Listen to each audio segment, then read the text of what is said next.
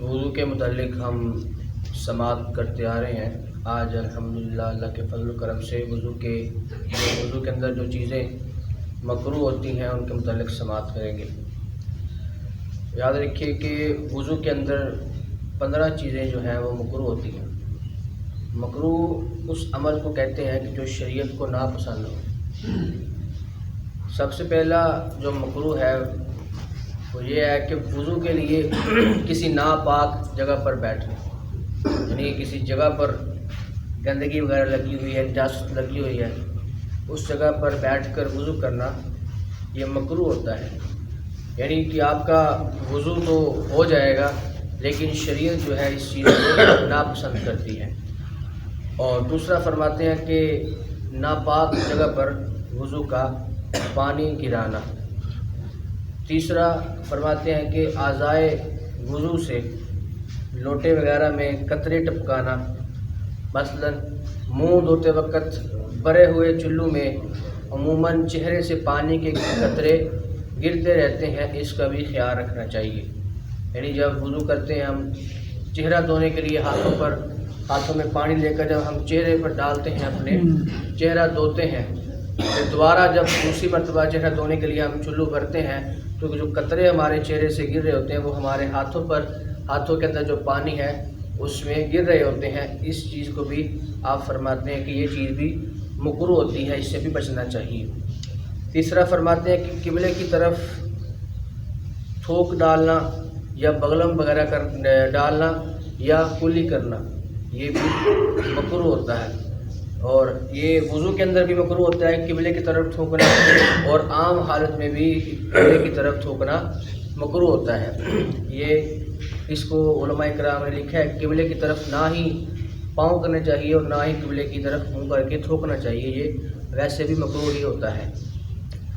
Number 5 فرماتے ہیں کہ زیادہ پانی خرچ کرنا، یعنی پانی کا اسراف یہ بہت بڑا یہ گناہ ہے، اللہ تعالیٰ کی نعمت کو ضائع کرنا ہے، اور وضو کے اندر اگر پانی ہم ضائع کریں گے تو یہ مکروہ ہو جائے گا۔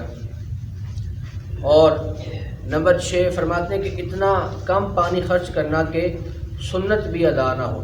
پہلے تھا کہ پانی کو زیادہ خرچ کرنا، اب چھٹا یہ ہے کہ پانی کو اتنا کم خرچ کرنا کہ سنت ادا نہ ہو۔ یعنی ٹوٹی جو ہے وہ نہ اتنی زیادہ کھولنی ہے کہ پانی زیادہ گرے اور نہ ہی اتنی کم کرنی ہے کہ پانی بالکل ہی کم آئے، بالکل درمیانی متوسط جو ہے اس لحاظ ٹوٹی کھولنا ہے تاکہ سنت بھی ادا ہو جائے اور پانی کا بھی اسراف نہ ہو۔ نمبر 7 منہ پر پانی کو مارنا، یہ بھی وضو کے اندر مکروہ ہوتا ہے۔ اور نمبر 8 منہ پر پانی ڈالتے وقت اس میں پھونک مارنا، یہ بھی بعض بندوں کو عادت ہوتی ہے، جب وہ چہرہ دھونے لگتے ہیں پانی کو ہاتھوں میں لے کے اس میں پھونکے مار رہے ہوتے ہیں، کئیوں کو دیکھا ہے، تو یہ عمل بھی جو وضو کے اندر مکروہ ہوتا ہے۔ نمبر 9 کہ ایک ہاتھ سے چہرہ دھونا، یہ بھی وضو کے اندر مکروہ ہوتا ہے، کیونکہ یہ ہندوؤں کا طریقہ ہے اور روافظ کا طریقہ ہے، لہذا اس سے بچنا چاہیے۔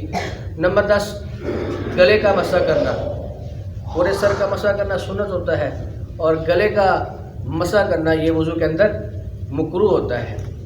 نمبر 11 الٹے ہاتھ سے کلی کرنا یا ناک میں پانی چڑھانا، وضو کے اندر سیدھے ہاتھ کو استعمال کرنا چاہیے، اسی کے ساتھ کلی کرنی چاہیے اور ناک میں پانی چڑھانا چاہیے۔ اگر کوئی بندہ الٹے ہاتھ کے ساتھ کلی کرے گا یا ناک میں پانی چڑھائے گا تو یہ وضو کے اندر مکروہ ہوتا ہے۔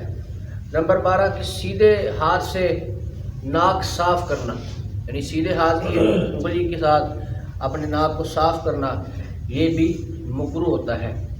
نمبر 13 3 جدید پانیوں سے 3 بار سر کا مسح کرنا، یعنی پورے سر کا مسح کرنا ایک بار یہ سنت ہوتا ہے، اور اگر 3 بار وہ بندہ مسح کرے گا تو یہ مکروہ ہوتا ہے، یعنی اس نے پہلے ہاتھوں کو گیلا کیا، مسح کیا، پھر دوبارہ ہاتھوں کو گیلا کیا، پھر مسح کیا، پھر تیسری مرتبہ ہاتھوں کو گیلا کیا اور مسح کیا، یہ چیز وضو کے اندر مکروہ ہوتی ہے۔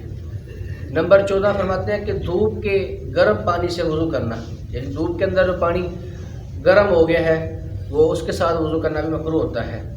نمبر 15 ہونٹ یا آنکھیں زور سے بند کرنا، یہ بھی مکروہ ہوتا ہے، یعنی جب ہم نے چہرے پر پانی ڈالنا ہے تو آنکھیں زور سے بند کر لینا یا ہونٹوں کو زور سے دبا لینا یہ مکروہ ہوتا ہے۔ اگر کوئی چیز سوکھی رہ جائے تو وضو ہوگا ہی نہیں، یعنی ہم نے اتنی زور سے اپنا منہ بند کیا ہوا ہے، آنکھیں بند کی ہوئی ہیں، اگر کوئی چیز خشک رہ گئی تو ہمارا وضو نہیں ہوگا۔ یہ 15 چیزیں وضو کے اندر جو ہے مکروہ ہوتی ہیں، اس چیزوں سے، ان سب چیزوں سے ہم سب کو بچنا چاہیے۔ اللہ تعالیٰ کی بارگاہ میں دعا ہے کہ جو کچھ ہم نے سماعت کیا اللہ تعالیٰ ہم سب کو اس پر عمل کرنے کی توفیق عطا فرمائے۔ وَمَا عَلَيْنَا إِلَّا الْبَلَاغُ الْمُبِينُ۔